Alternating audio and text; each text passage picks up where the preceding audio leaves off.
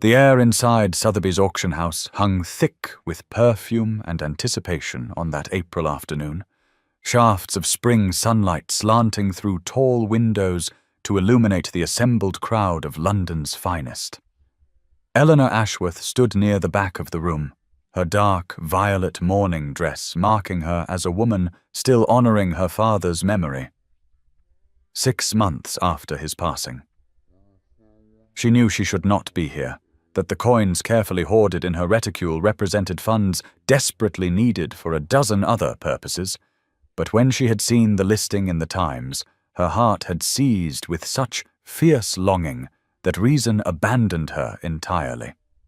The silver music box with its engraved nightingale had belonged to her grandmother, sold years ago when her father first began his slide into debt, and Eleanor had listened to its melody as a child, winding it each morning in her grandmother's sitting room at Ashworth Hall.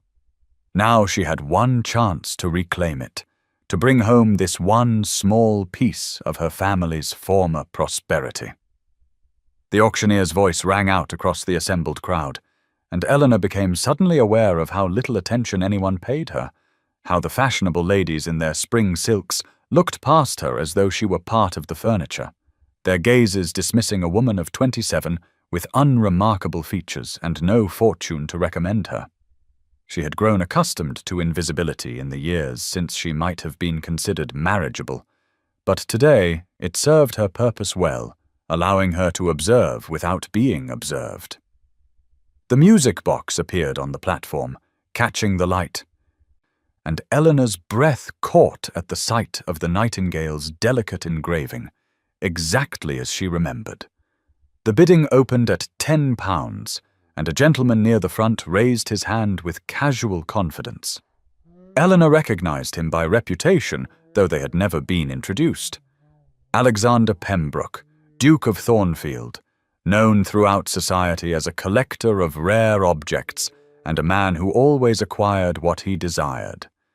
His dark hair and tall frame marked him even from a distance, and there was something in the set of his shoulders that spoke of absolute certainty, a man who had never been denied. Eleanor's heart hammered as she raised her own hand, bidding £12, and she saw the Duke glance back briefly, his expression registering momentary surprise before settling into dismissive amusement. The battle proceeded in increments, his hand rising with barely concealed impatience each time she counted his bid, until they reached £35, and the rest of the room fell silent, watching this peculiar contest between a duke and a nobody. Eleanor knew she had reached her limit, knew that the £40 in her reticule was meant for the household accounts. But when he bid £38, she heard herself call out 40 with a clarity that surprised her, and the auctioneer's gavel fell before the Duke of Thornfield could respond, his jaw clenching as he stared at her with eyes gone cold as winter frost. Now please take a moment and subscribe to our channel and comment where you are watching from and what time is it. It is always fascinating to see where these stories get all around the world. Thank you. Eleanor emerged from Sotheby's into the late afternoon light with the music box secured in her reticule, its weight against her hip both comfort and warning.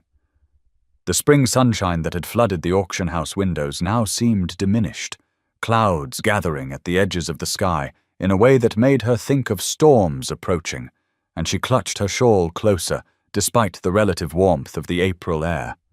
Victory sang through her veins even as unease coiled in her stomach, for she was not naive about what she had done or whom she had humiliated. A duke, she thought, her triumph already tarnishing. She had outbid a duke in front of half of London society, and men of his station did not forgive such public defeats, regardless of how small the stakes might seem to their vast fortunes. Behind her she heard the murmur of voices spilling from the auction house entrance, and she caught fragments of conversation that made her steps falter. That was Eleanor Ashworth, someone said, the name carrying clearly across the pavement. Thomas Ashworth's daughter, the one whose father died last autumn, leaving nothing but debts. I heard Ashworth Hall is mortgaged to the hilt. Whatever possessed her to challenge Thornfield over a trinket when her family can barely keep their estate staffed? Eleanor's cheeks burned, but she kept walking, refusing to show that she had heard. And then a voice cut through the chatter with cold precision. "Miss Ashworth." She turned to find the Duke of Thornfield standing 5 paces behind her, tall and imposing in the fading light, his jaw clenched in that way she had noticed during their bidding war. "Your Grace," she said, curtsying with a composure she did not feel, very aware of the audience gathering along the street to witness this encounter. He moved closer, and she saw his grey eyes were chips of ice, his scar catching the light as his left hand flexed at his side. "I congratulate you on your acquisition," he said, each word precisely enunciated. "It is not often that I am outmaneuvered." Eleanor heard the threat beneath the courtesy, the promise of retribution wrapped in gentleman's language. "Thank you, Your Grace," she replied, matching his formality. "The item held sentimental value for my family." His smile did not reach his eyes. "Sentiment is a luxury, Miss Ashworth. I wonder that you indulge it given your circumstances." The cut was deliberate and public, meant to remind her of her reduced position. And Eleanor felt anger kindle beneath her fear. "Some things are worth more than their price, Your Grace. Some of us measure value differently than by acquisition alone."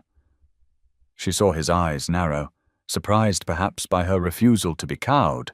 and then Caroline Langley appeared at the edge of the gathering crowd, her beautiful face alight with malicious interest. Eleanor knew the gossip would be all over London by evening, the story of the impoverished spinster who dared challenge a duke and then spoke to him with unseemly boldness. Alexander Pembroke stepped back, executing a bow that was technically correct but held no warmth. "Good day, Miss Ashworth. I am certain we shall not meet again." But his jaw remained clenched as he turned away, and Eleanor knew with absolute certainty that this was not finished, that she had made an enemy who possessed both the pride and the resources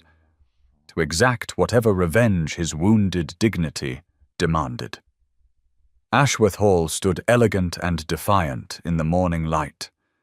3 days after the auction, its Elizabethan stonework glowing golden where the sun touched the western face, though Eleanor knew that closer inspection would reveal the crumbling mortar in the east wing and the missing tiles on the stable roof that they could not afford to replace. She stood in her sitting room on the 2nd floor, the chamber that had been hers since childhood, and wound the music box with careful reverence, listening to the nightingale's melody fill the space with its sweet, melancholy tune.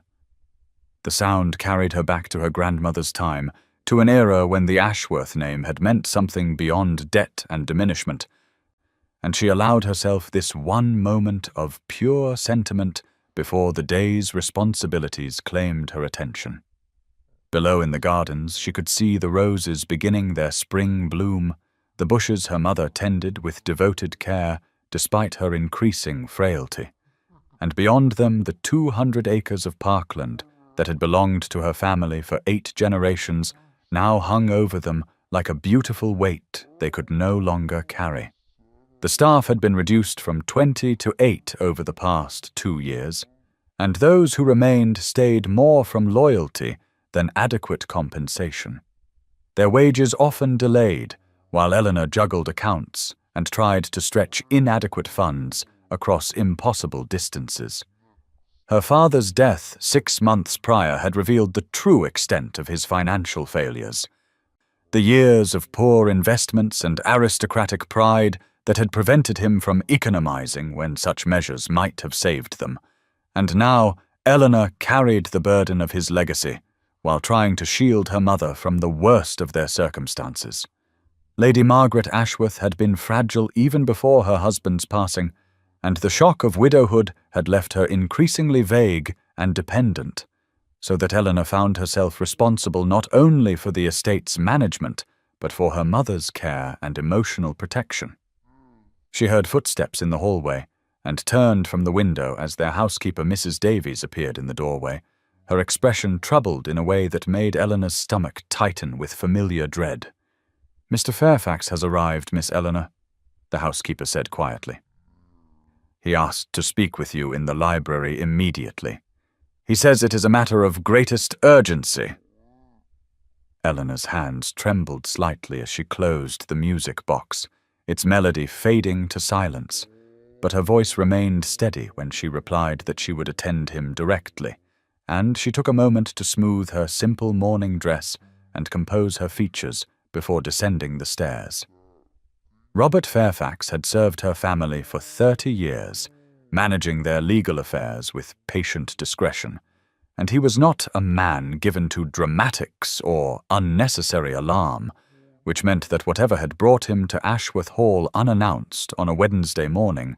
was serious enough to warrant immediate attention. She found him standing in the library among her father's books, his elderly frame upright, but his face grave in a way that made her heart hammer against her ribs. And when he turned to face her, she saw he carried a leather document case that he clutched as though it contained something toxic. "Miss Ashworth," Robert Fairfax began, his voice carrying the weight of 30 years of professional discretion now strained by distress, "I am afraid I bring news of the gravest nature regarding the mortgage held by Threadneedle Bank on Ashworth Hall." Eleanor felt the floor seem to shift beneath her feet, but she moved to the desk with steady steps, gesturing for him to continue, while her hands gripped the back of her father's chair hard enough that her knuckles whitened. "The mortgage has been purchased," he said, withdrawing documents from his case with hands that trembled slightly. "Purchased," Eleanor repeated, the word not quite making sense, for she had been negotiating with the bank for months on a payment schedule they had tentatively agreed to consider. By whom? But even as she asked, she felt cold certainty spreading through her chest, a knowledge that arrived ahead of his answer. "The Duke of Thornfield acquired the note 2 days ago," Mr. Fairfax said quietly, and his grey eyes held pity that made her want to scream. "He has exercised his legal right to call in the full amount, which, as you know, stands at £8,000, including accumulated interest. The sum was impossible, a figure so far beyond their means that Eleanor had never even conceived of paying it in full, and she heard herself ask in a voice that sounded distant and strange when they must vacate the property. June 17th, Mr. Fairfax replied, placing the documents on the desk where she could see the official seals and the bold signature that read, "Alexander Pembroke," in black ink that seemed to burn against the pale paper. 60 days from the date of purchase. That is the term he has specified. Eleanor stared at the signature and understood with perfect clarity that this was her punishment for the music box, for the public humiliation she had dealt him at Sotheby's, and the deliberate cruelty of it took her breath away even as a part of her recognized she had known this was coming from the moment their eyes met outside the auction house. "Mr. Fairfax," she said carefully, "is there any legal recourse, any means to contest this action?" He shook his head with profound regret. "The Duke's position is unassailable, Miss Ashworth. The mortgage was in arrears. The bank had every right to sell the note, and the new holder has every right to demand immediate payment or possession. I have examined every possible avenue, and there is simply no legal remedy available to us." Behind Eleanor, the library door opened, and Lady Margaret appeared, her vague blue eyes sharpening with alarm as she took in the scene before her. "Eleanor, what is happening?" her mother asked in the high, anxious voice that had become habitual since her husband's death. "Why does Mr. Fairfax look so distressed?" Eleanor turned and summoned a smile that felt like glass cutting her face, moving to take her mother's hands in her own, even though her own hands shook with fury and shock. "It is a minor complication with the estate accounts, Mamma," she said gently. "Nothing that cannot be managed. Please return to your sitting room, and I will join you shortly to explain everything." Lady Margaret looked between them uncertainly, but allowed herself to be guided back into the hallway, and Eleanor waited until her mother's footsteps faded before returning to face Robert Fairfax, with her composure held together by pure will. "I must go to London," she said quietly, and the elderly solicitor nodded, though his expression suggested he held little hope that any appeal to the Duke of Thornfield would prove successful. Eleanor travelled to London alone on April 20th, taking the early morning coach and arriving at Pembroke House by late morning, with her heart hammering against her ribs and her best day dress of deep blue muslin feeling inadequate the moment she stepped onto the marble steps of the Duke's London residence. The building rose before her like a monument to wealth and power, its Portland stone facade gleaming white in the spring sunlight, its windows reflecting the sky in a way that made the structure seem less like a home and more like a fortress designed to intimidate anyone who approached its doors. She had sent no word ahead of her arrival, knowing that any request for an audience would likely be denied, and so she simply presented herself to the butler who answered her knock with an expression of such practiced hauteur that she understood immediately how the Duke's household reflected his character in every detail. "Miss Eleanor Ashworth to see the Duke of Thornfield on a matter of urgent business," she said with as much composure as she could summon. And she saw the butler's eyes travel over her unfashionable dress and unaccompanied state, with an assessment that found her wanting in every particular. "The Duke was not expecting callers," the butler began, but Eleanor interrupted with a firmness that surprised them both. "Please inform His Grace that I will wait as long as necessary," she said quietly. "This concerns the Ashworth estate, and I believe he will wish to address the matter personally." The butler's expression shifted almost imperceptibly towards something that might have been respect or might simply have been curiosity, and he admitted her to a receiving room off the main hall where she stood among furniture that cost more than her family's annual income, and tried to steady her breathing while her hands clutched her reticule with enough force that she could feel the outline of the music box still nestled inside. She waited for 20 minutes that felt like hours, using the time to rehearse the logical arguments she had prepared during the sleepless night before, reminding herself that she must appeal to reason rather than mercy, because men like Alexander Pembroke did not respond to pleas for compassion, but might be swayed by proposals that served their interests. When the door finally opened and he entered the room, she was struck again by the physical presence of him, the way he seemed to fill the space with an authority that was as much about bearing as about actual size. He was tall and dark-haired with grey eyes that fixed on her with an expression of surprise that quickly shifted to something harder and more guarded, and she noticed the scar on his left hand as he closed the door behind him with deliberate precision. "Miss Ashworth," he said, and his voice carried the same cold courtesy she remembered from their brief exchange outside Sotheby's. "This is unexpected." She lifted her chin and met his gaze directly despite the trembling in her legs. "Your Grace, I have come to discuss the terms of the Ashworth Hall mortgage and to propose an alternative arrangement that might serve us both more favourably than the current situation." Alexander gestured toward the library with a coldness that suggested he was granting this audience purely as a formality, and Eleanor followed him through corridors lined with portraits of Pembroke ancestors whose painted eyes seemed to judge her presumption in entering these halls. The library was everything she had imagined, and more, a cathedral of learning that rose 2 stories high, with galleries accessed by spiral staircases and walls covered floor to ceiling with leather-bound volumes whose spines glowed in shades of burgundy and forest green and midnight blue under the light streaming through tall windows. There were perhaps 1,000 books, she estimated at a glance. Maybe more. And despite her anxiety, she felt her breath catch at the sheer magnificence of the collection, even as she noticed the disorganization that suggested these volumes had been inherited rather than personally curated. Alexander stood near a massive desk of carved walnut and crossed his arms in a posture that radiated skepticism as he waited for her to speak, and Eleanor forced herself to abandon the emotional plea she had half prepared, and instead adopt the tone she would use to discuss crop rotation with the estate steward. "Your Grace," she began, her voice steadier than she felt,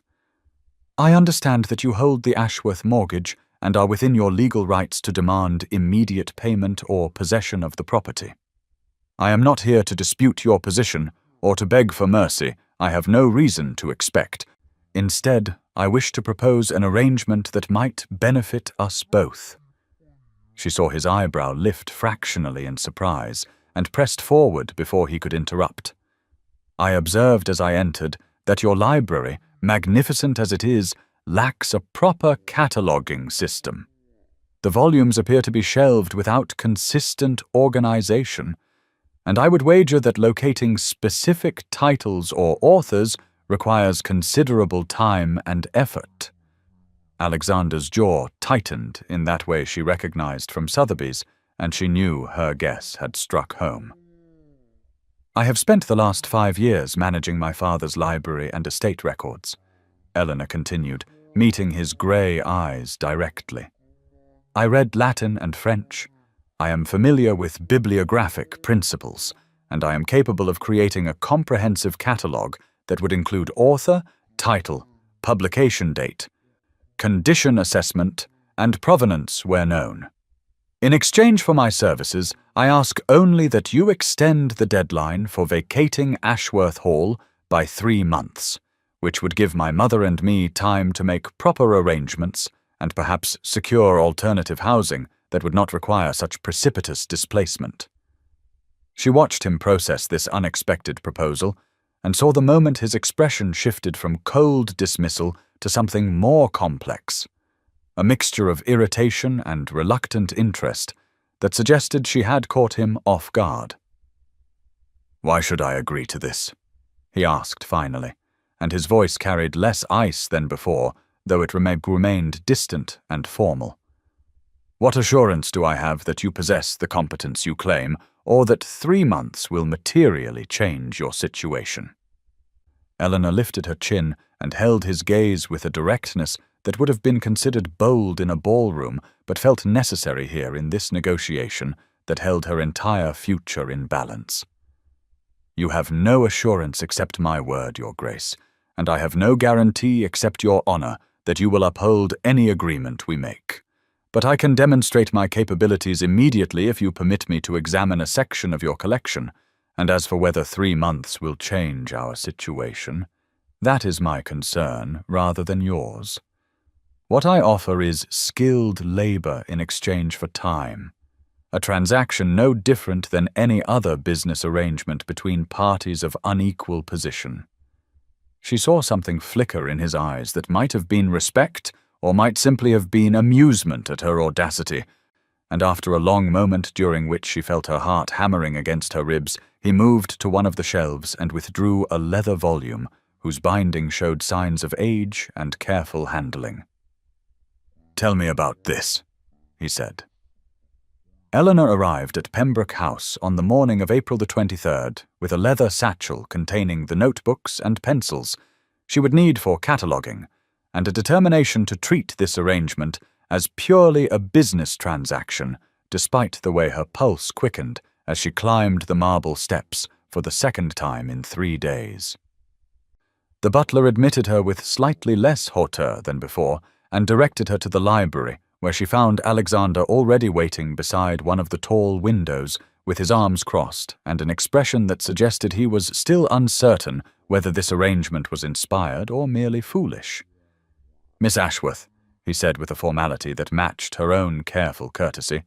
"I trust you are prepared to demonstrate the competence you assured me you possess." She met his grey eyes directly and inclined her head in acknowledgement before moving to the nearest shelf and beginning her examination of the volumes with a focus that allowed her to ignore his presence, even as she remained aptly aware of his gaze following her movements. Her system was methodical and thorough.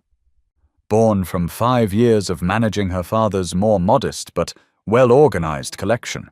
and she began by grouping the books alphabetically by author, while making notes about condition and any distinguishing features that might affect value or require special handling. The first volume she catalogued in detail was an illuminated medieval manuscript whose vellum pages showed the jewel-bright colors of a text that had survived centuries of handling, and she found herself momentarily forgetting her audience as she traced the elaborate initial letters with a fingertip that stopped just short of touching the delicate surface. "This is 14th century French,"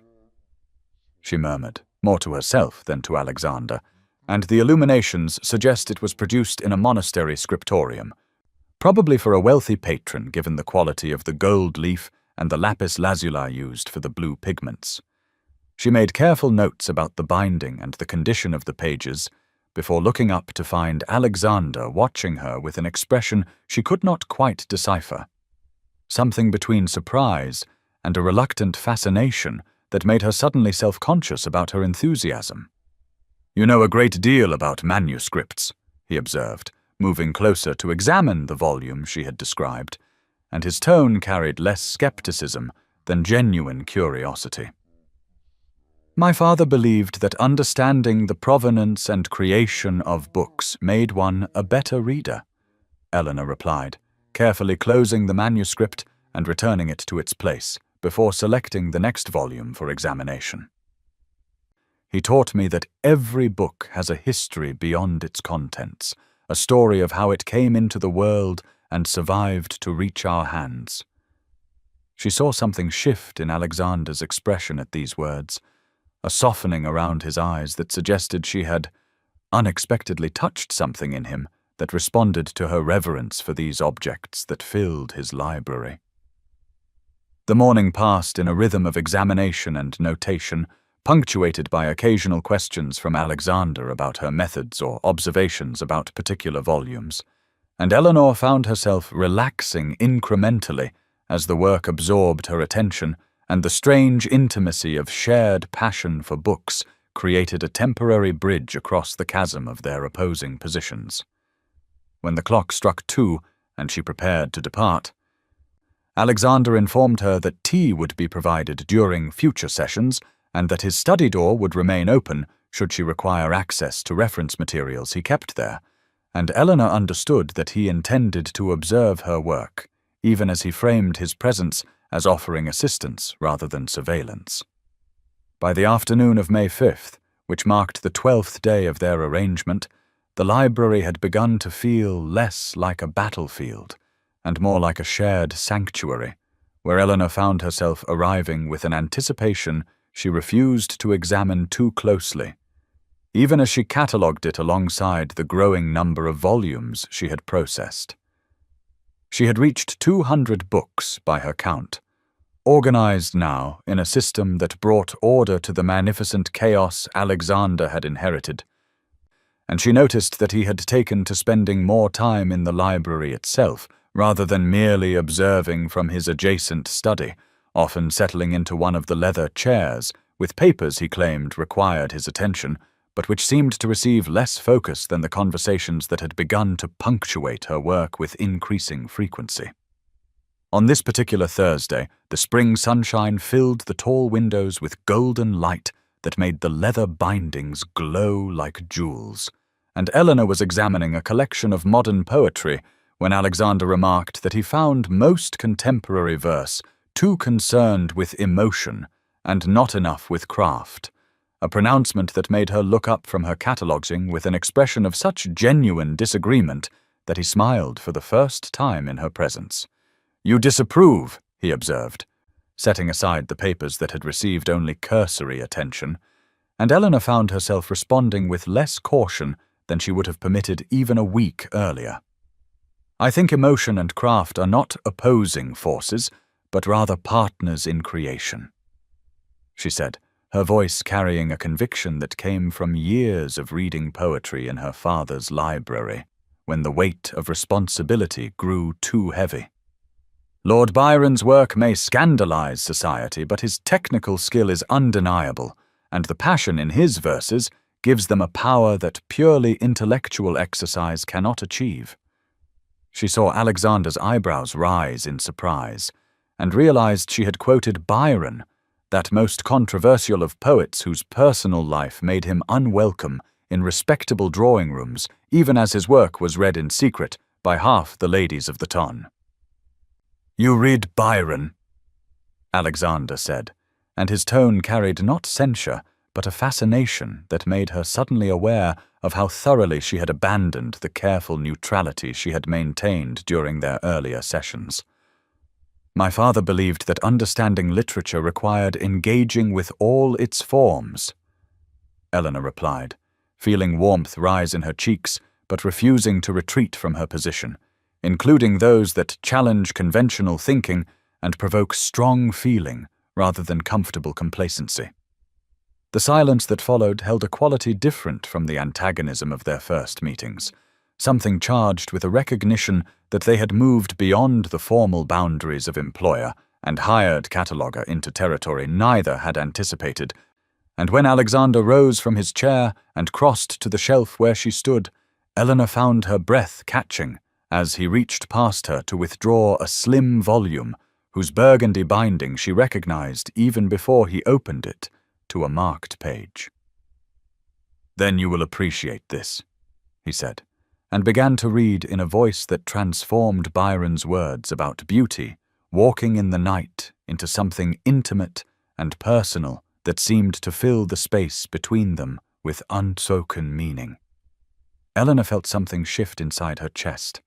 a dangerous softening toward this man who still held her future in his hands,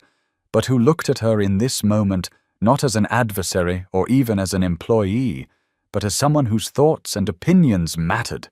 whose presence had become something he sought rather than merely tolerated.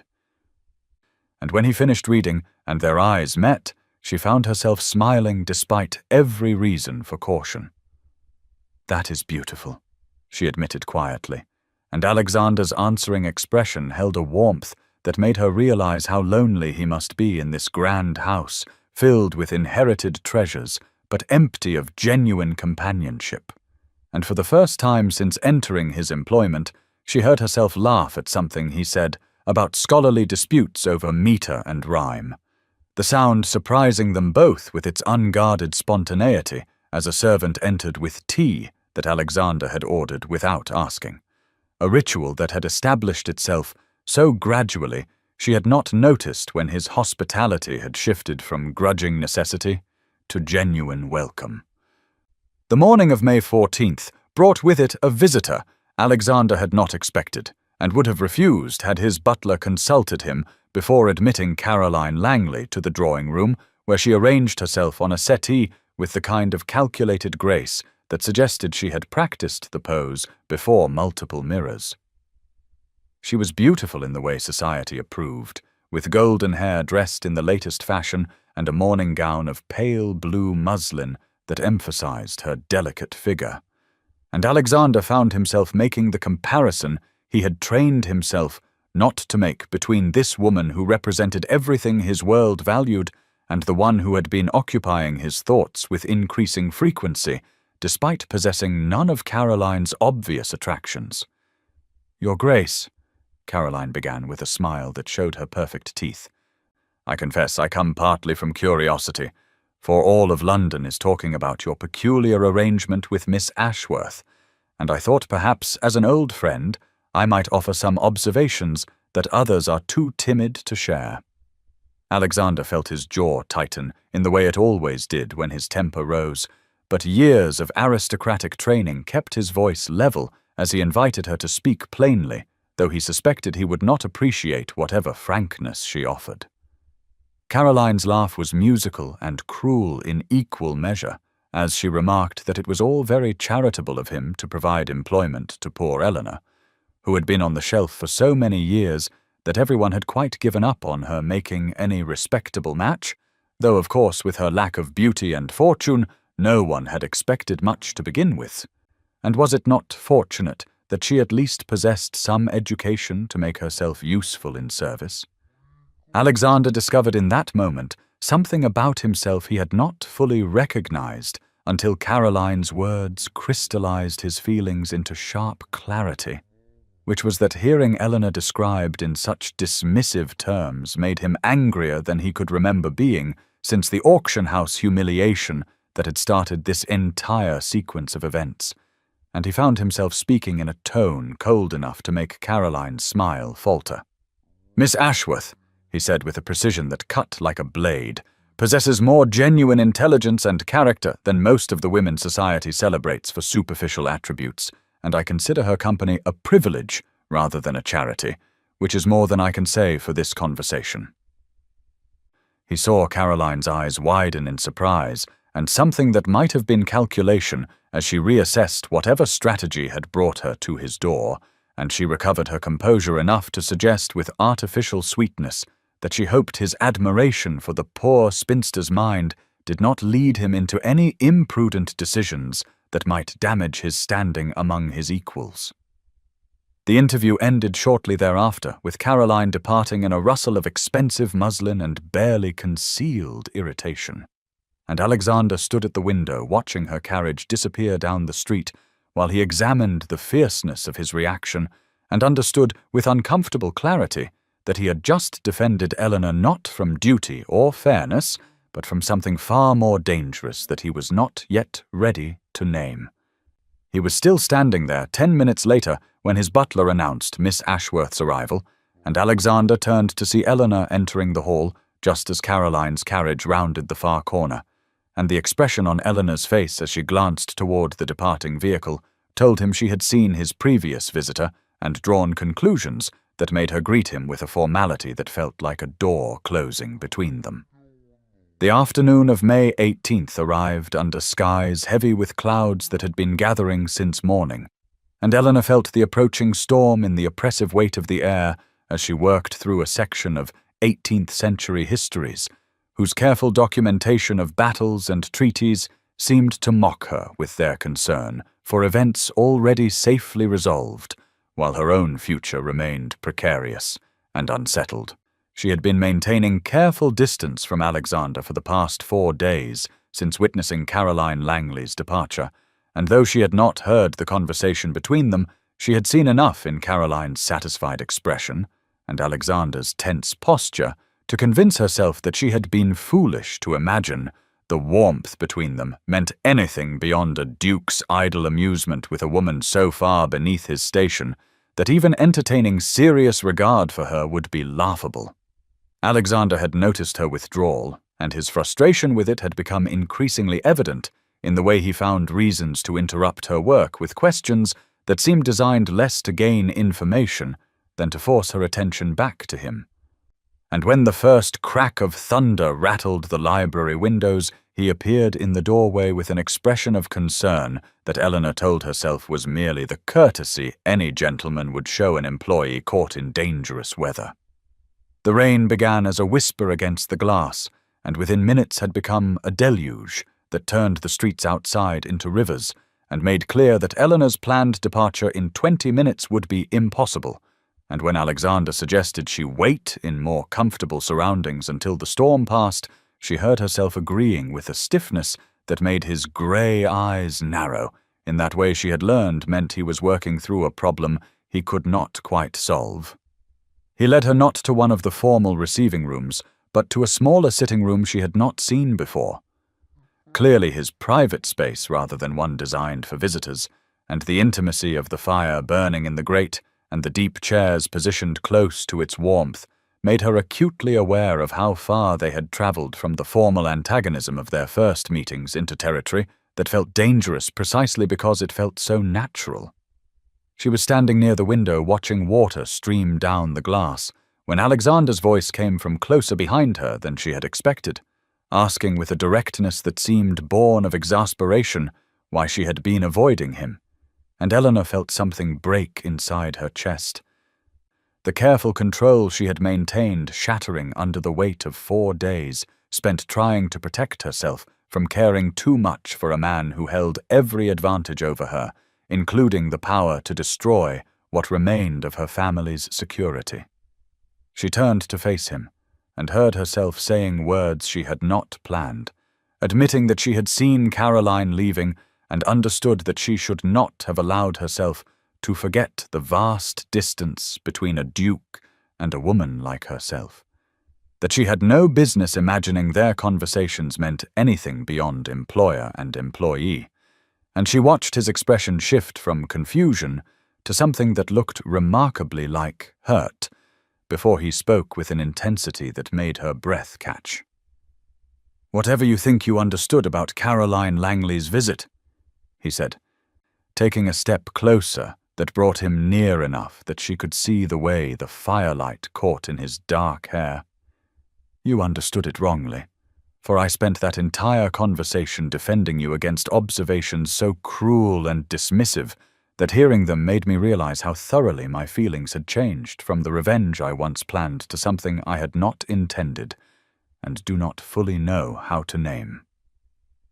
The words hung between them in the firelit room, while thunder rolled overhead, and Eleanor felt the last of her careful walls crumbling as she recognized in his face an emotion that mirrored the dangerous hope rising in her own heart, despite every practical reason to guard against it. The storm had not abated by evening, and Eleanor found herself sitting across from Alexander at a small table in a dining room she suspected he rarely used, far more intimate than the formal hall such a house must possess,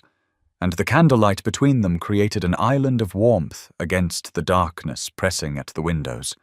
while servants brought courses that Eleanor barely tasted, because all her attention was consumed by the man watching her with an expression that seemed equal parts determination and vulnerability. She had expected awkwardness after the intensity of their earlier exchange, but Alexander had surprised her by suggesting they might share a meal while the storm continued, and something in the way he asked, without the automatic assumption of agreement she had once seen in his manner, made it impossible to refuse, even though every practical instinct warned her that she was venturing far beyond the safe boundaries of their already irregular arrangement. He began speaking as the first course was cleared, his voice lower than usual as he told her things she sensed he rarely shared, about parents who had died when he was 12 years old, leaving him to the guardianship of an uncle whose primary concern had been the ducal properties and income rather than the traumatized boy responsible for them,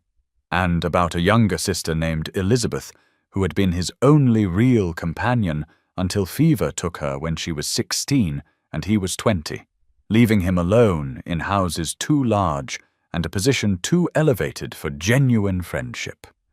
Eleanor listened with her hands folded in her lap to keep them from reaching across the table toward him, and she understood suddenly why he had responded to her auction house victory with such disproportionate fury. For here was a man who had learned early that the world would give him everything except the few things he actually wanted, and her small defiance had struck at the pride that was his only reliable armor against isolation. When he finished speaking, the silence between them felt different than any that had come before, and Eleanor found herself telling him about her father, not the careful, sanitized version she offered in society, but the truth of how Thomas Ashworth had been a kind man and a terrible manager who had loved his family more than he loved careful accounting, and how his death had left her holding together an estate and a mother who had never been trained to face such realities, and how some nights she lay awake terrified that every decision she made was wrong and would lead to the final disaster she could not prevent. She watched Alexander's face as she spoke, and saw in his eyes a recognition that matched what she felt, the understanding of two people who had learned too young that they must be strong because no one else would be strong for them. And when he reached across the table to take her hand in his thumb tracing the callus on her finger from where she gripped her pen during long hours managing accounts, she did not pull away, even though the touch sent warmth flooding through her that had nothing to do with the fire burning in the grate. "Eleanor," he said, using her given name for the first time, and the sound of it in his voice made something in her chest constrict painfully. "I find myself in a position I did not anticipate, and am not certain I know how to navigate. for I began our acquaintance determined to punish you for a slight to my pride. And I discover now that what I feel has become something entirely different, something that makes me question every assumption I held about what I wanted from this life. She knew she should say something careful and self-protective, should remind them both of the vast distance between a duke and a woman with nothing to recommend her but education and determination. But instead, she tightened her fingers around his and admitted in a voice that trembled slightly that she too had found their arrangement becoming something she had not expected and did not know how to contain within the safe categories of employer and employee, creditor and debtor, duke and spinster cataloguing his books. The rain continued its steady percussion against the windows, and the candles burned lower while they sat with hands joined across the table, and Eleanor felt as if she were standing at the edge of something that would either save or destroy her, knowing that, whichever it proved to be, she had already gone too far to turn back. The morning of May 19th arrived with sunlight so bright it seemed designed to mock the confusion of Eleanor's heart as she stood in the sitting room at Ashworth Hall, where the music box occupied its place of honor on the mantelpiece. Its silver surface catching the light while she wound the familiar mechanism and listened to the delicate melody that had once represented her only victory, but now felt tangled up with memories of candlelight and Alexander's hand warm around hers, and words that had been spoken with an intensity that still made her breath catch when she allowed herself to remember. She had returned home late the previous evening after the storm finally cleared, her mother already retired, and she had been grateful for the solitude that allowed her to avoid explaining the state of her emotions, or the fact that the Duke who held their fate in his hands had become something far more complicated than an adversary, or even an employer. Lady Margaret appeared in the doorway now, with an expression Eleanor knew meant maternal concern mixed with curiosity, asking if everything had proceeded normally with the cataloguing work yesterday, or if something had occurred to account for Eleanor's distraction at breakfast, and Eleanor felt guilt rise sharp and immediate because she had been so consumed with her own tangled feelings that she had nearly forgotten the practical reality that still hung over them, like the sword suspended by a thread in the ancient stories her father used to read aloud on winter evenings. She told her mother that the storm had merely delayed her return and turned the conversation toward estate business, reminding them both that Robert Fairfax was due to visit that afternoon with information about potential buyers for some of their furniture and artwork. And she watched her mother's face lose some of its animation at the reminder that they must continue preparing for a future that might not include this house where Margaret had been a bride at 19 and a mother at 20 and had spent 3 decades building a life that was now being carefully dismantled piece by piece. The letter arrived at midday with Robert himself, delivered with the apologetic air of a man who hated being the bearer of difficult news, but understood it was his duty to present all options clearly and without false comfort. And Eleanor read the careful script explaining that a merchant family newly wealthy from trade contracts was interested in purchasing the contents of the main rooms for £800, a sum that seemed enormous until one remembered it represented less than 1/10 of what would be needed to satisfy the mortgage Alexander held. She found herself looking at the music box and calculating what it might bring at auction, knowing it was worth perhaps £40 or £50 to the right collector. But when she tried to imagine parting with it, she felt something twist painfully in her chest, because it had come to represent not just her grandmother's memory, but also the strange series of events that had brought Alexander into her life and transformed him from an enemy into something she did not have words to properly name. Through the window she could see the rose garden her mother tended with such devotion, the bushes heavy with blooms in shades of pink and cream and deep crimson, and the beauty of it seemed almost cruel when she knew they had only 4 weeks remaining before the June 17th deadline, 4 weeks that Alexander had not mentioned, and she had too much pride to raise, because she would not beg for rescue or assume that whatever was developing between them entitled her to expect salvation from a situation she had walked into with open eyes when she humiliated him at that auction house that now felt like it belonged to someone else's life entirely. The morning of May 23rd arrived with Eleanor feeling as though she were two different people inhabiting the same body. One who remembered candlelight and Alexander's voice speaking her name with a tenderness that still made her pulse quicken, and another who sat each evening with her mother reviewing which pieces of furniture might be sold, and which linens packed away, and which servants given notice with references that might help them find new positions before the final reckoning came on June 17th, and it was this second Eleanor who travelled to Pembroke House with her cataloguing materials and a determination to maintain the professional distance she had foolishly allowed to erode over recent weeks. She found Alexander waiting in the library, as had become his custom, though the door to his study stood open in a way that suggested he had been watching for her arrival. And when he greeted her with a warmth that seemed to expect reciprocation, she managed only a brief acknowledgement before turning to the shelves where 600 books now bore her careful notations, and 300 more waited to be examined and recorded in the leather ledger that represented both her salvation and her torment. He asked if something was troubling her, and she assured him that nothing beyond the usual challenges of deciphering poor handwriting in marginalia concerned her, a lie so transparent she was ashamed of it, even as the words left her mouth.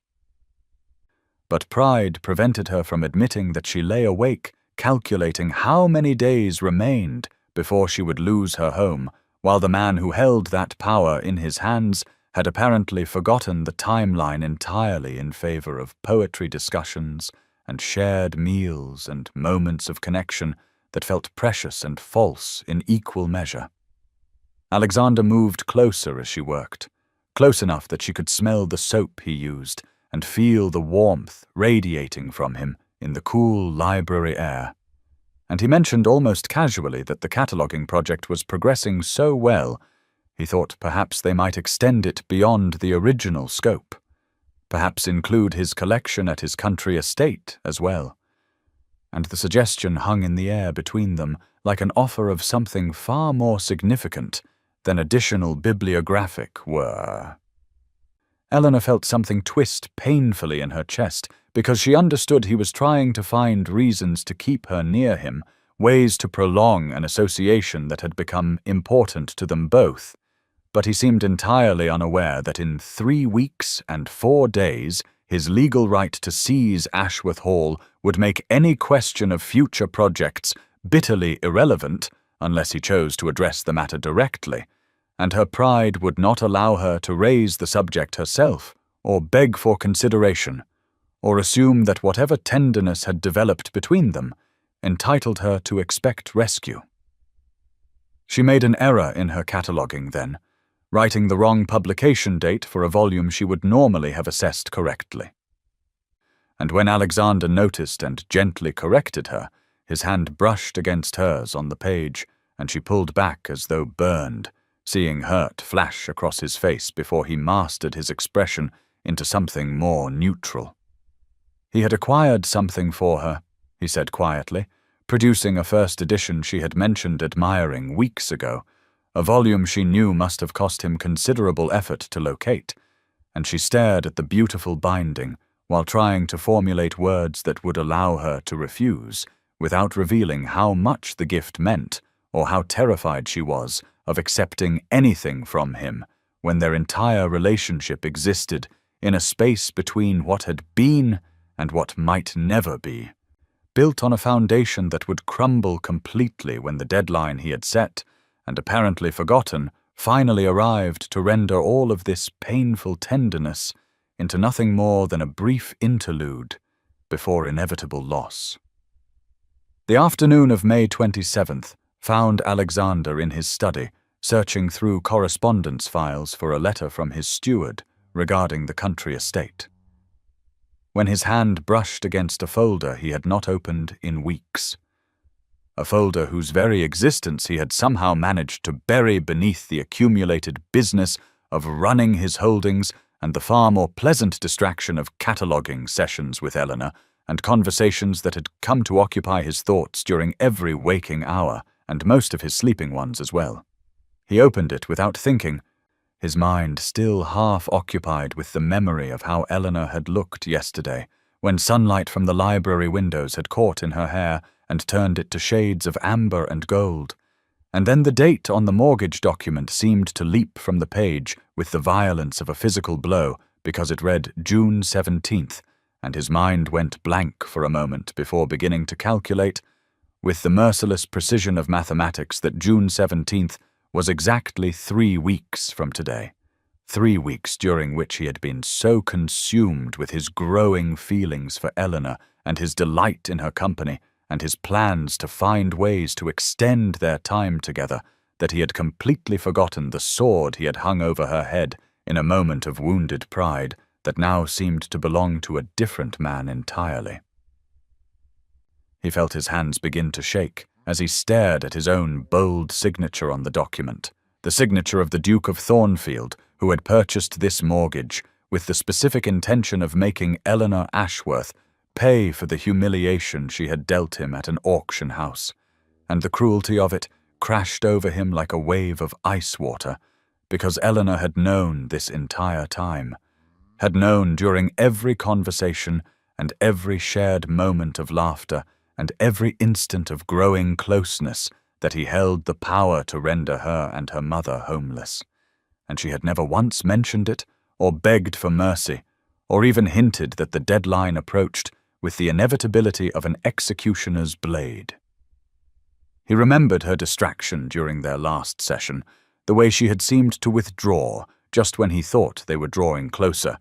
the hesitation with which she had accepted his gift, and understanding bloomed painful and complete, because of course she had been thinking of this deadline while he had been lost in romantic notions and plans for future projects. Of course she had been preparing for loss while he had been imagining ways to keep her near, and the contrast between his oblivious selfishness and her dignified silence made him feel shame so acute it was almost physical. He loved her. He realized with the clarity that comes from recognizing a truth that has been building for weeks without acknowledgement, loved her intelligence and her courage and her pride and the way she moved through the world with quiet grace despite society's dismissal, loved her enough that the thought of causing her pain was unbearable. And yet he had done exactly that through his own prideful vindictiveness, and then compounded the injury by forgetting the threat entirely, while she had carried the knowledge of it through every moment they spent together. He stood abruptly, the chair scraping against the floor, and began to pace the length of the study while his mind raced through options and possibilities, because simply cancelling the debt would not be enough, would not come close to making restitution for what he had done. And he needed to find a way to not just restore Ashworth Hall, but to demonstrate that he understood the magnitude of his cruelty, and that he recognized the extraordinary grace Eleanor had shown in maintaining her dignity and her kindness toward him, despite having every reason to hate him, with perfect justification. Alexander spent the hours until midnight pacing his study, and then moving restlessly through the library, where Eleanor's careful notations filled the ledger, and her presence seemed to linger in the very air. And by the time dawn broke pale and grey through the windows, he had formulated a plan that felt simultaneously insufficient to the magnitude of his wrongdoing, and yet the only possible path forward that might demonstrate the depth of his remorse and the sincerity of his transformed understanding. He would not simply cancel the mortgage debt, though that would be done immediately through Robert Fairfax with legal documents that returned full ownership of Ashworth Hall to the Ashworth family free and clear of any encumbrance, and he would not simply apologize, though he would certainly do that as well if Eleanor ever granted him the opportunity to speak in his own defense, but rather he would undertake a complete restoration of the estate to the condition it had enjoyed before financial troubles had forced the family to reduce staff and allow the East Wing to fall into disrepair and sell off treasures like silver music boxes that carried the weight of memory and legacy. He summoned his steward at an hour far too early for polite society and began issuing instructions regarding contractors and craftsmen who could assess the necessary repairs. And he drafted a letter to his banker authorizing the establishment of an account in Lady Margaret Ashworth's name, with funds sufficient to maintain the estate in perpetuity, so that Eleanor would never again face the anxiety of unpaid mortgages or the humiliation of auctioning family possessions to meet basic obligations. And he pulled from his own collection several volumes he knew Eleanor had admired, and set them aside to be sent to Ashworth Hall as a gift that might demonstrate his attention to her interests and his respect for her scholarly mind. Yet even as he made these arrangements with the efficiency that came from years of managing vast holdings and complex business affairs, he recognized that material restitution alone could not address the true harm he had inflicted, which was not merely the threat of financial ruin, but the cruelty of having made Eleanor carry that threat in silence through weeks of growing intimacy, during which she had maintained her dignity and her kindness toward him, despite having every reason to despise him for his vindictive pride. He needed her to understand that he saw clearly now what he had been too blind and too arrogant to recognize at their first meeting, that worth had nothing to do with youth or conventional beauty or social standing, and everything to do with the qualities of character she possessed in abundance, the intelligence and courage and grace that made her more genuinely valuable than all the celebrated beauties of the ton who possessed nothing beneath their lovely facades except shallow ambition and petty spite. He would go to her today, he decided. As morning light strengthened and his servants began stirring in distant parts of the house, would travel to Ashworth Hall and lay before her both the legal documents that freed her from his threat and the confession of his feelings that would leave him vulnerable to the rejection he knew he deserved. And if she could not forgive him or return his regard, then at least she would know that one man had recognized her true worth and loved her, not despite society's dismissal of her, but because of the extraordinary person that dismissal had prevented others from taking the time to discover. The morning of May 29th dawned clear and bright, with the kind of crystalline sunlight that made the English countryside look as though it had been painted by an artist with a particular fondness for spring greens and the soft gold of early flowers.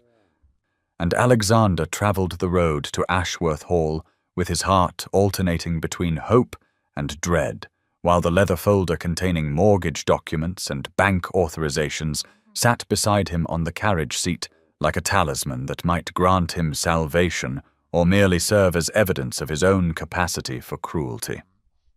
He had sent no word ahead of his arrival because he feared that Eleanor might refuse to see him if given the opportunity to prepare, and as the carriage turned up the long drive toward the Elizabethan manor, he saw the estate properly for the first time, with eyes unclouded by vindictive satisfaction, saw the beauty of the old stone mellowed by centuries and the carefully tended rose gardens that spoke of loving attention despite limited resources, and the unfortunate state of the East Wing, whose crumbling facade nevertheless possessed a melancholy dignity that spoke to the family's determination to maintain standards even in the face of financial devastation. Eleanor was in the garden when he arrived, kneeling among the roses with dirt on her hands and a simple muslin dress that had been mended at the hem, and the sight of her there in the morning light surrounded by flowers, she had undoubtedly tended herself while carrying the knowledge that she might lose this place in a matter of weeks made something crack open in his chest with an almost physical pain. She looked up at the sound of carriage wheels on gravel, and he watched the progression of emotions across her face, surprise giving way to wariness, and then a careful blankness that told him she was preparing herself for some new cruelty. And he climbed down from the carriage, clutching the folder with hands that he realized were actually trembling, which was absurd for a duke, but entirely appropriate for a man who was about to lay his heart and his deepest regrets before a woman who had every reason to despise him. She rose slowly and brushed the dirt from her hands with movements that seemed deliberate and controlled, and when she spoke, her voice held the cool formality she had employed during their first meeting at Pembroke House before weeks of cataloguing and conversation had softened the distance between them. "Your Grace?" she said, and the title felt like a barrier being erected between them. "This is unexpected. I was not aware we had a session scheduled today." He moved toward her, carrying the folder and searching for words adequate to the magnitude of what he needed to say. And finally, he simply extended the documents toward her with hands that were definitely shaking now and said the only words that seemed to matter in this moment. "I have come to return what was always yours and to beg your forgiveness for having taken it in the first place." Eleanor stared at the leather folder he extended toward her, and for a long moment she could not seem to make her hands reach out to take it, because the simple act of accepting whatever documents it contained felt like stepping off a cliff into unknown air. And she was aware of the morning sun warm on her shoulders and the scent of roses drifting from the bushes behind her, and the way Alexander stood before her looking nothing like the cold aristocrat who had refused her plea in his London townhouse, but rather like a man who had not slept, and whose carefully maintained armor of ducal superiority had cracked open to reveal something raw and uncertain beneath. She finally took the folder with fingers that left small smudges of garden dirt on the pale leather, and opened it to find legal documents dense with formal language that her mind initially could not pass, because she was too aware of Alexander watching her with an intensity that made her skin feel warm despite the relative coolness of the morning air. But gradually the words resolved into meaning, and she found herself reading the same lines over and over as if repetition might make them more believable. The mortgage was cancelled, marked satisfied in full with notations indicating that Alexander Pembroke, Duke of Thornfield, had paid the entire sum to the bank, and that Ashworth Hall was restored to Ashworth family ownership, free of any encumbrance or debt, and beneath that document was another establishing an account with sufficient funds to maintain the estate and repair the east wing and restore the staff to its former size. And beneath that was a letter of instruction to contractors detailing restoration work to begin immediately if Lady Margaret and Miss Eleanor Ashworth consented to accept this attempt at restitution for harm caused by the undersigned in a moment of prideful vindictiveness that he now recognized as unconscionable. Her eyes blurred, and she realized with some surprise that tears were sliding down her cheeks, though she could not recall beginning to cry. And when she looked up at Alexander, his expression held such obvious fear and hope mingled together that she understood this was not merely a financial transaction, but rather an offering of something far more valuable and far more fragile. "You remembered," she said, and her voice came out rough and unsteady. "The deadline. I thought perhaps you had forgotten entirely, given how you spoke of extending the cataloguing project, and how you seemed to believe we had all the time in the world to debate poetry and discuss medieval manuscripts, while I was counting days until my mother and I would be turned out of the only home we have ever known." He flinched as though she had struck him, and took a half-step forward before stopping himself, and his hands flexed at his sides with visible tension. "I did forget," he said, and the admission seemed to cost him something. "I forgot, because somewhere in those weeks of watching you work and listening to you speak about books and ideas, I stopped seeing you as the woman who had humiliated me at auction and began seeing you as Eleanor, and the revenge I had planned with such cold satisfaction became impossible to imagine executing, because the thought of causing you pain felt like contemplating violence against my own heart, and when I finally remembered what I had done and realized the deadline was approaching,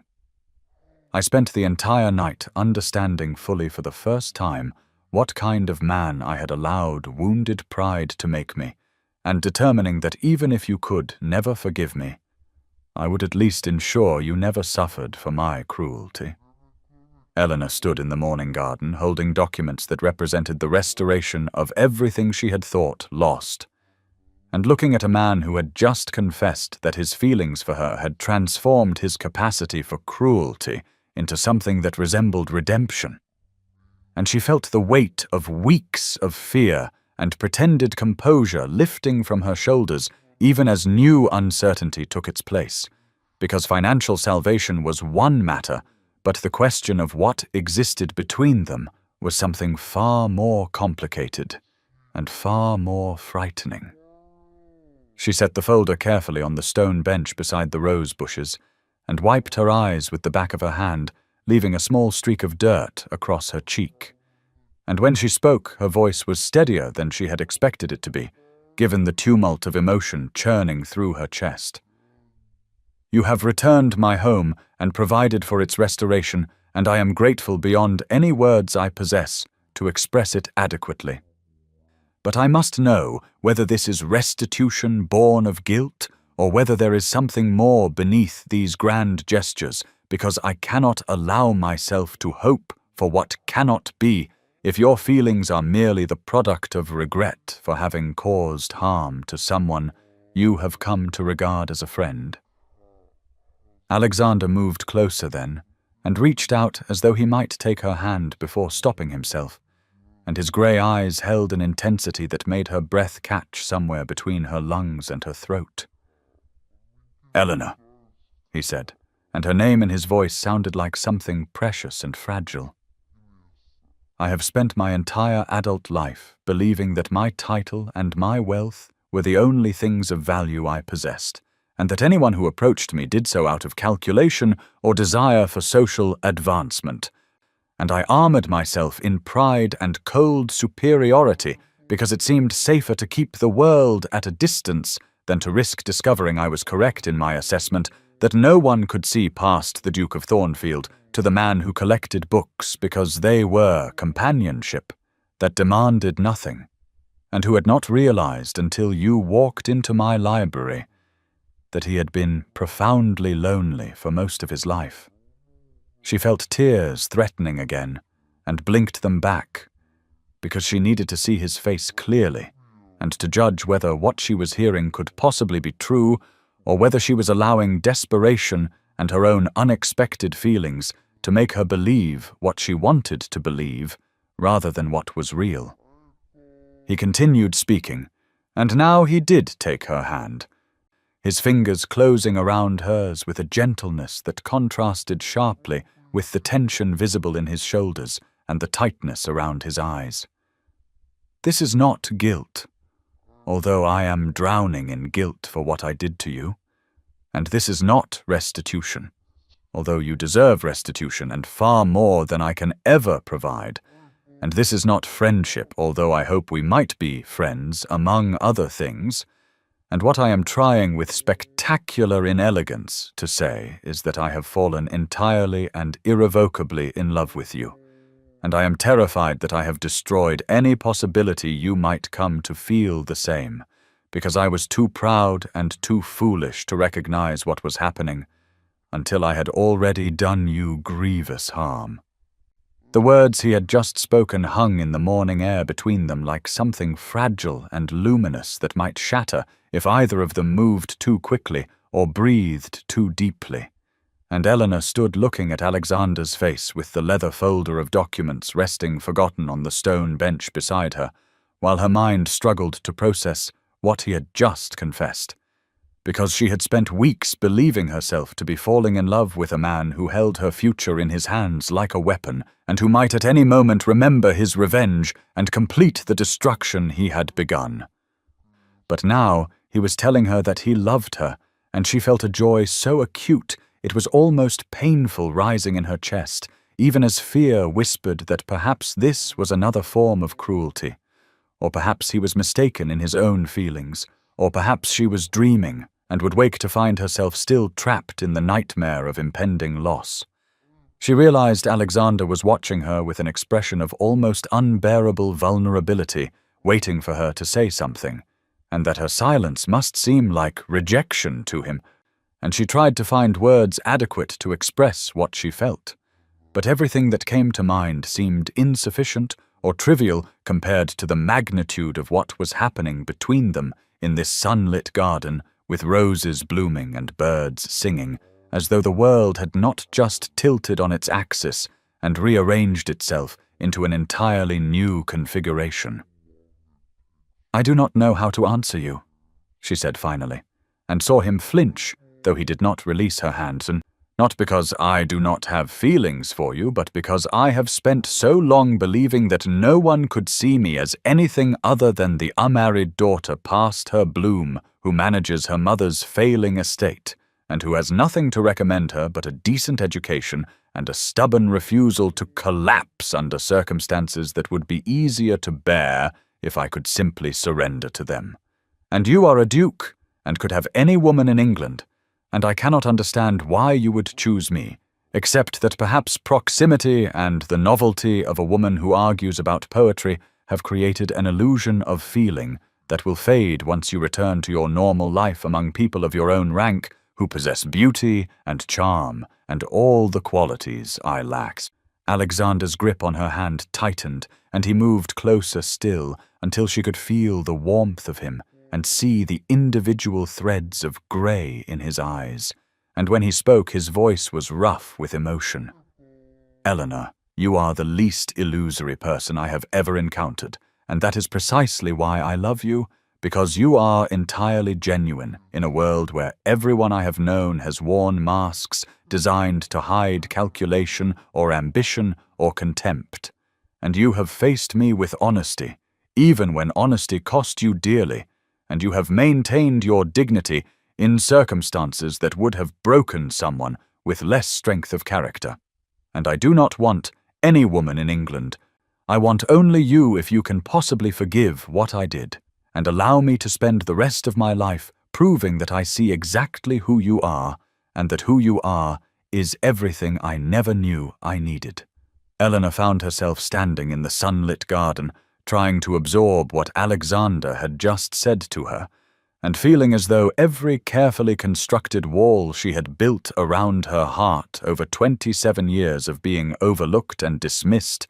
was crumbling under the weight of words she had never imagined hearing from anyone, let alone from a duke who could have chosen any woman in England, but was instead looking at her with an expression of such vulnerable hope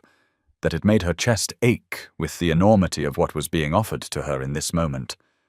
She realized her hand was still clasped in his, and that she had begun crying without quite noticing when the tears had started, and she saw her own emotional chaos reflected in his face as he waited for her to speak, and she understood that he was genuinely terrified that she would reject him,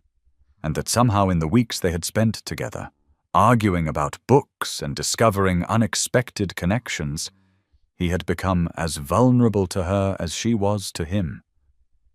Despite all the vast differences in rank and wealth and circumstance that separated them. "I spent so many years believing I was invisible," she said, and her voice broke slightly on the words. "Not just to potential suitors, but to everyone who looked through me as though I were merely part of the furniture in whatever room I occupied, and I taught myself to find value in other things like managing the estate well and caring for my mother and reading everything I could acquire, because those were accomplishments no one could take from me, even if no one noticed them either. And then you saw me even when you were angry with me, and you argued with me as though my opinions mattered, and you gave me work that challenged my mind instead of dismissing my capabilities. And somewhere in the midst of cataloguing your impossible library, I fell in love with you too, and I have been terrified to admit it, even to myself, because loving you seemed like the cruelest form of hope, given that you held my entire future in your hands, and might at any moment remember you were supposed to be destroying me." Alexander made a sound that was half laugh and half sob, and pulled her closer until there was barely any space between them, and she could feel the rapid beating of his heart through his waistcoat, and when he spoke his voice was rough with emotion that made her own tears flow faster. "Eleanor Ashworth, will you do me the extraordinary honor of becoming my wife, and allowing me to spend the rest of my life proving to you and to everyone who ever overlooked you that you are the most remarkable woman I have ever known, and that I see you completely and love everything I see, and that my greatest accomplishment will be ensuring you never doubt your worth again." She looked up at him through her tears and saw in his grey eyes a future she had never allowed herself to imagine, and a love that transformed her understanding of what was possible. And she nodded because words seemed inadequate for this moment. And then she managed to whisper, "Yes," before he kissed her there among the roses with the morning sun warming them both, and the leather folder of estate documents lying forgotten on the stone bench beside them, as Ashworth Hall witnessed the beginning of the happiness that had always belonged to its daughter, even when the world had been too blind to recognize her value.